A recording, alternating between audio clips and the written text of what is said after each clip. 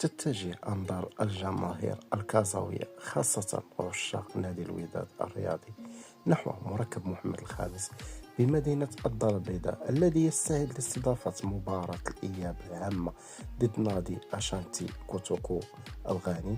هذه المواجهة تأتي ضمن الدور التمهيدي الثاني من منافسات كأس الكونفدرالية الإفريقية لموسم 2025-2026. يدخل الوداد المباراة بأفضلية معنوية ثمينة، حيث عاد الفريق بالانتصار الثمين من العاصمة الغانية أكرا في لقاء الذهاب الذي أقيم مساء يوم الأحد الماضي، حيث تغلب الوداد على كوتوكو بهدف دون رد. المباراة غتكون مساء يوم الجمعة على الساعة 8 مساء بالتوقيت المغربي.